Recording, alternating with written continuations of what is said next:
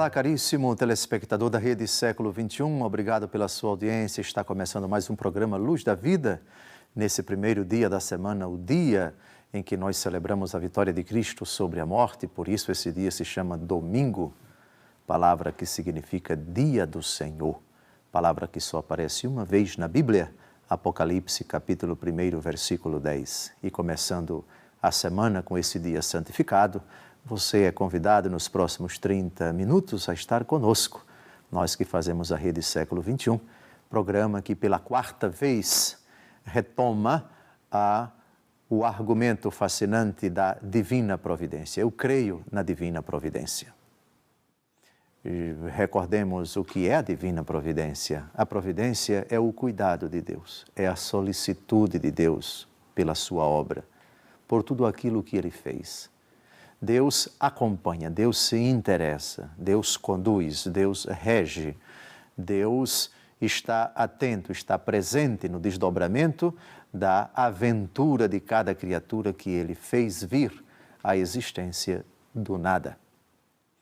E esse quarto encontro, depois de termos feito já alusão a tantos textos da Escritura que provam a existência da providência, a presença da providência, a atuação da providência. O nosso programa hoje vai, digamos assim, tirar já conclusões muito práticas para a nossa vida espiritual. Concretamente, saber que Deus é providente. Qual a importância disso para a nossa vida? É lógico que reconhecer o poder, a majestade de Deus, isso deve provocar no coração do crente, no coração do fiel, a exultação. Os céus narram a glória de Deus, o firmamento anuncia a obra de suas mãos. Essas são palavras do Salmo 18. Desperta no coração de todos o louvor, a bendição, a adoração, a glorificação. Mas também isso tem outras implicações para a nossa vida. Saber que Deus é providente, isso é um chamado a muitas coisas. A primeira delas, nós vamos tratar hoje a consciência, a convicção da nossa condição diante de Deus. Vocês já repararam como, não raro, nós encontramos por aí pessoas extremamente orgulhosas, pedantes, vaidosas, que se acham, não é que são, que se acham, não é que são, é que pensam ser as donas do pedaço, as senhoras e os senhores do mundo, os superiores no sentido mais arrogante, no sentido mais cínico, mais pedante, mais prepotente que se possa imaginar. Pessoas que certamente podem ter uma certa noção de Deus, uma certa convicção de Deus, outras até que acreditam em Deus, mas que têm um coração tão orgulhoso, tão elevado, tão vaidoso. Lembram da parábola do fariseu e do publicano, quando nosso Senhor Jesus Cristo conclui dizendo: quem se exalta será humilhado, e quem se humilha será exaltado. É claro que nosso Senhor Jesus Cristo aqui se refere a quem se exalta, antes de tudo, diante de Deus. Mas também a afirmação se aplica a quem se exalta diante dos outros, pensando ser Deus, ou ignorando que acima dele existe um Deus. Pois é, essa é a primeira grande conclusão da fé na divina providência. O abismo que nós não podemos esquecer jamais que existe entre o Criador e a criatura. Sim, porque o Deus providente é o Deus autor, é o Criador, é o conservador de todas as coisas que Ele fez.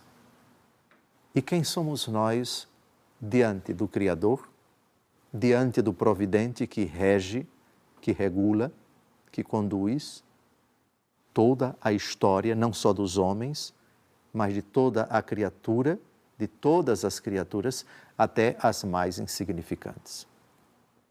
Portanto, na Bíblia, a consciência da providência divina, a fé na providência divina, deve provoca no coração de quem crê na providência divina, primeiro isto: o abismo é infinito. Ele é tão grande, tão majestoso, tão incomensurável.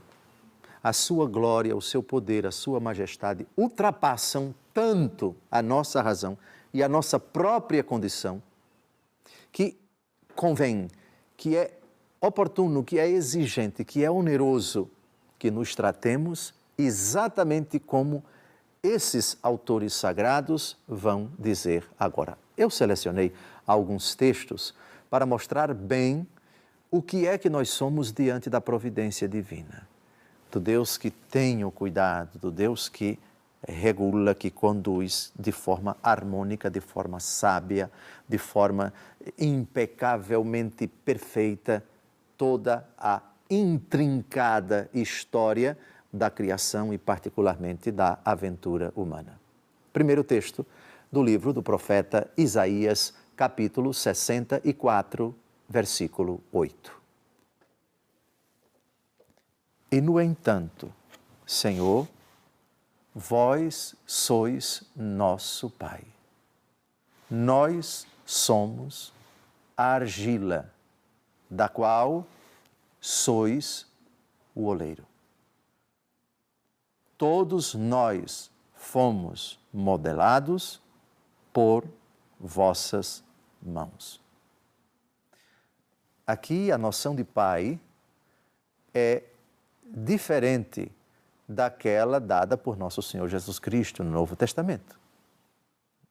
Abá, Pai. Isso nos lábios de Jesus tem um outro significado. Pai, no Antigo Testamento, quando se refere a Deus, refere-se num sentido amplo. O Deus Criador, o Deus Conservador, o Deus Providente. Então, Pai aqui não é somente Pai dos homens, é Pai também da criação. Ou seja, Pai no sentido de autor. Na língua portuguesa, nós sabemos, no Brasil, Santos Dumont é pai da aviação, no sentido de que ele foi quem, pela primeira vez, foi o primeiro a construir um avião, o 14 bis. Então, é pai não no sentido estrito pai biológico, somente para comparar. No Antigo Testamento, aqui, vós sois nosso pai, ou seja, vós sois o nosso Criador, vós sois o nosso Providente. Ou seja, eu não me basto a mim mesmo, eu fui criado por Ele. Todos nós fomos criados por Ele. Segunda coisa desse mesmo versículo, nós somos a argila da qual sois o oleiro. Argila é barro. Adão foi criado do barro. Linguagem simbólica para dizer a distância que existe entre o Criador e a criatura. Somos argila. Aliás, essa afirmação obrigatoriamente nos força a pensar na afirmação do Senhor Deus no livro do Gênesis, ao homem depois do pecado: lembra-te que és argila, e a argila haverás de voltar, que és pó, que és barro, que és terra, de onde foste tirado e para onde tu retornarás. Digam se essa não é uma conclusão importante para nós. Saber que Deus é providente nos coloca, com o devido respeito, no nosso devido lugar. Lugar de argila, diante do oleiro. O oleiro que molda, que faz o que ele bem entende da argila. Argila nas mãos do oleiro. Todos nós fomos modelados por vossas mãos. Digam se não é uma conclusão importante. Digam se saber que Deus é providente não é oportuno para dar um soco, mas na boca do estômago do orgulho de quem quer que seja. Mas tem mais.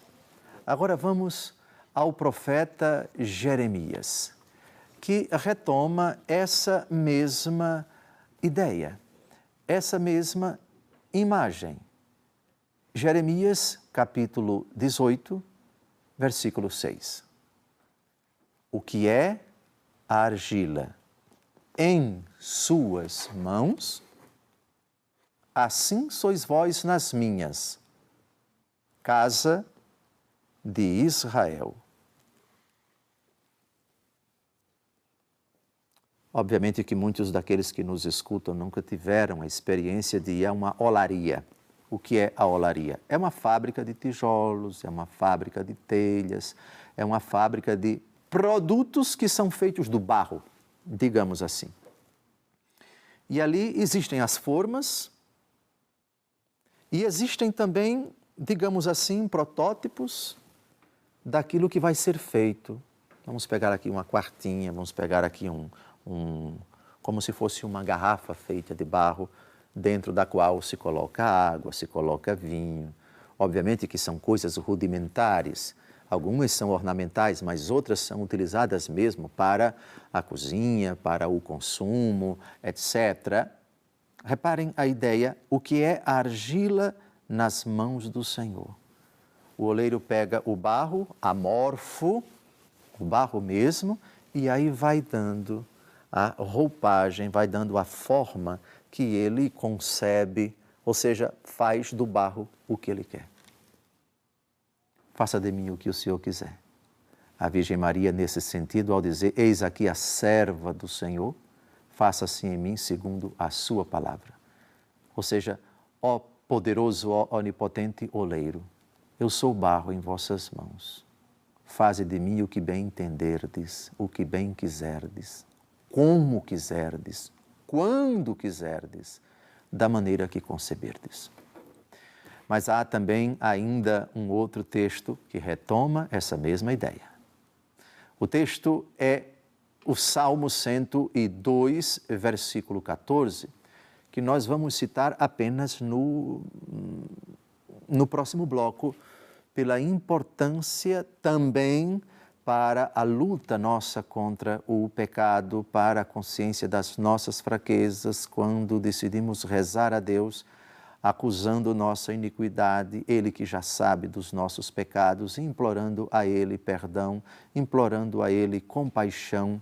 Um texto de fundamental importância. Já deixe na sua Bíblia marcado o Salmo 102, versículo 14, porque ele contém uma afirmação decorrente, evidentemente, da fé na divina providência, o Deus providente diante do qual somos argila, somos também fraqueza, somos também limitação, somos também miséria pelos nossos pecados, e isso nos ajuda a pedir a Ele misericórdia. Até o próximo bloco, se Deus quiser.